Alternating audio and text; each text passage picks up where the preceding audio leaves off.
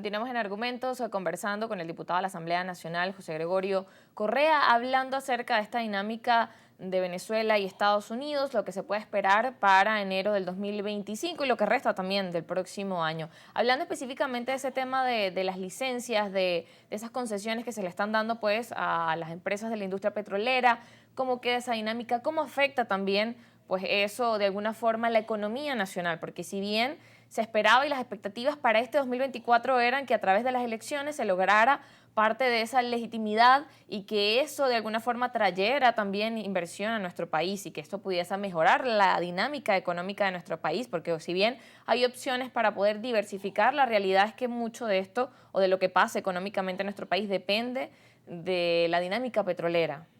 Bueno, la licencia no es para las empresas venezolanas, las licencias son para las empresas americanas. Para las empresas extranjeras. Porque es que hay una, Chevron en este caso, porque es que hay una gran falsedad, una gran mentira en el asunto que se ha ido convirtiendo en el tiempo.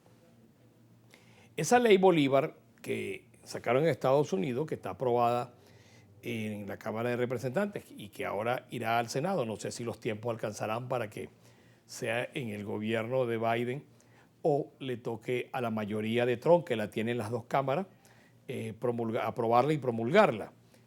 Pero ¿qué ocurre? Hay una nueva situación que al principio quizás pudo haber afectado a Venezuela y a los venezolanos, pero generó un nuevo comercio. Fíjate que las empresas del Estado y las empresas americanas que han querido comercializar y que el gobierno de Biden se los ha autorizado, pues tienen la licencia a través de esa OFAC. Pero hay más. Un productor en Arkansas de vasos y un productor en Nueva York de chaquetas le vendía a Venezuela, por ejemplo, 1.000 mensuales, 1.000 unidades. ¿Qué ocurrió? Que esa ley, que ya tenía tiempo, porque no estaba en ley, pero era una resolución que había hecho el Ejecutivo americano, le prohibía la venta a Venezuela. Y si ese productor americano de Arkansas o ese productor americano de Nueva York, por ejemplo, por decir, de Miami, de Ohio, le vendía a Venezuela, era sancionado. Entonces, ¿qué hizo? Creían que con eso Venezuela no iba a comprar vasos y sacos, por ejemplo. Pues no, le cambió el mercado. ¿Quién salió perjudicado? El productor de Arkansas y el productor de Nueva York, por seguir con el mismo ejemplo, que ahora no le puede vender esos vasos y esos sacos a Venezuela. ¿Y qué hizo Venezuela? Dejó de comprar sacos, dejó de comprar vasos. No, buscó un nuevo mercado que no es el natural. China, India, Irán, Rusia, que no son mercados naturales para Venezuela. El mercado natural de Venezuela son los Estados Unidos, en su defecto la Unión Europea, a través de 3 países concretamente, como son España, Portugal e Italia, que son los 3 países europeos que tienen la mayor comunidad de descendientes de primera generación, de segunda generación, de tercera y de cuarta y de quinta generación en Venezuela. O sea que hay bisnietos de inmigrantes que vinieron en época de la guerra. Bueno, cuando se suspenden los vuelos, ¿quién es el perjudicado? ¿El perjudicado es el venezolano? Sí, porque tiene que pagar el boleto más caro, que ahora tiene que irse por Colombia. Y como Panamá decidió meterse en los problemas políticos de Venezuela, que debería ocuparse de los de ellos, bueno, ¿qué daño hizo? Le hizo un daño a Copa, la empresa Copa, porque tenía 7 vuelos diarios, perdió esos 7 vuelos. ¿Y qué pasó con el venezolano? ¿Se quedó aislado? No, ahora tiene que irse por Colombia para poder seguir a Panamá y de Panamá seguir a Estados Unidos. O sea, tiene que gastarse un dinero. Cuando cerraron la embajada de Estados Unidos aquí y el consulado, esos venezolanos que vivían fuera estaban felices de que la habían cerrado.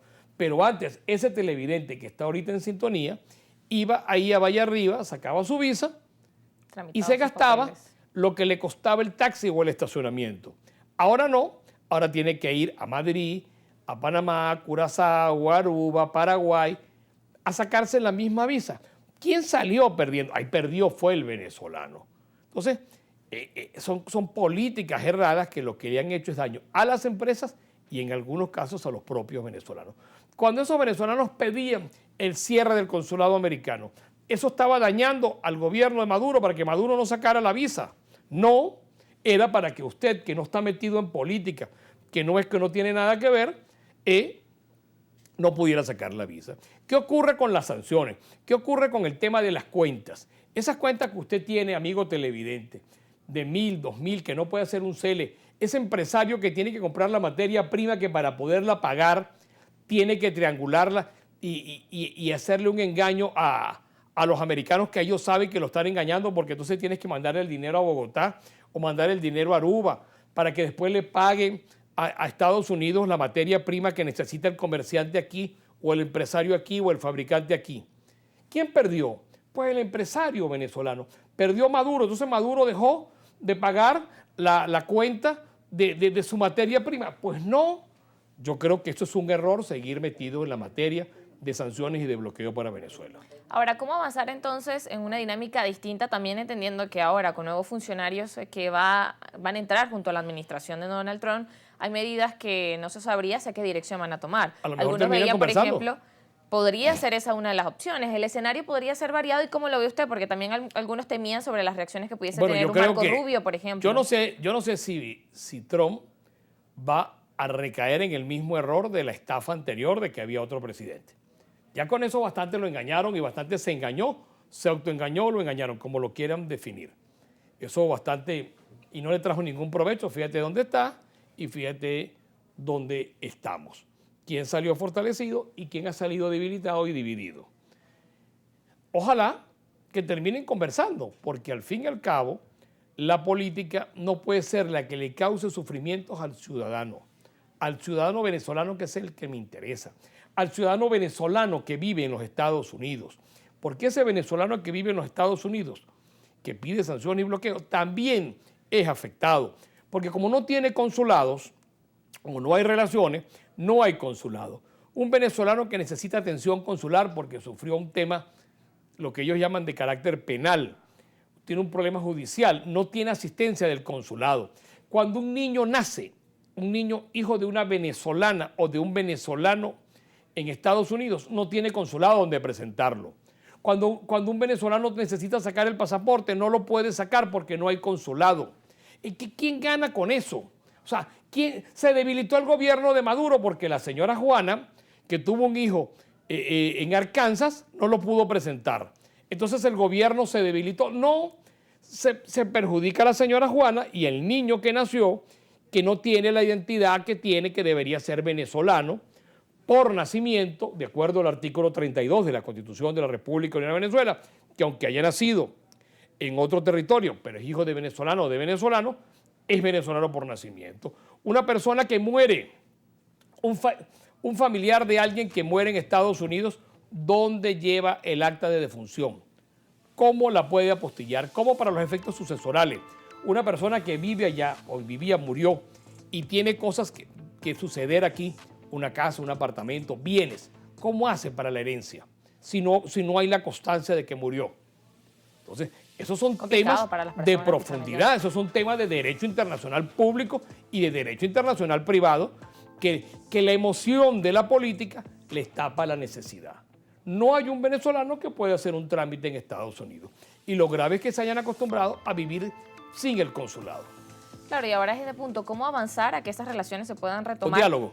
Con diálogo. Y entendiendo también que la primera medida no vino desde Estados Unidos, la decisión de romper esas relaciones fue desde el gobierno venezolano. Por eso. Entonces, ¿cómo avanzar a que desde este gobierno también pero pues, se pueda avanzar? La primera fue aquí, pero luego hay una cosa que, ya que te nombré la palabra de derecho internacional y derecho público. En los países en los peores momentos, como en la Primera y Segunda Guerra Mundial, que rompieron relaciones diplomáticas, nunca rompieron relaciones consulares. El caso de Venezuela es un caso único. Rompimos relaciones consulares. Estados Unidos con Venezuela y Venezuela con Estados Unidos. O sea, nosotros no tenemos consulado. Está bien que los políticos se pongan bravos, pero ¿por qué la rabieta del político de turno tiene que pagarle al ciudadano permanente? Eso es lo que no puede ser. Esto hay que hacer un reseteo y salirnos de un engaño, que porque unas esperanzas puestas en el 10 de enero de engaño, de estafa, que se ha convertido en una fuente de recaudación para alimentar un embuste y un engaño, y luego ya no es hasta el final, ya no es el 28, ya no es hasta el tanto, ya no es... Esto es como La Pulga y el Piojo, la canción de Serenata Guayaresa. Ya no es por una cosa, ya no es por una, ya no es por la otra. Ojalá que nosotros podamos salir, y digo salir metiendo una tercera fecha que no es nuestra, salir con calma de esto y con paz. 5 de enero, instalación de la próxima Asamblea Nacional, y 10 de enero, juramentación del presidente Maduro en la Asamblea Nacional, y el 20 de enero, ver qué pasa con esa juramentación del presidente Trump, no el 20 de enero, sino en los días siguientes a ese 20 de enero. Y ahí es donde se verán las medidas. Bueno, para hablar justamente de esas expectativas de lo que va a pasar para enero del 2025, lo vamos a hacer luego de la pausa. Ya venimos.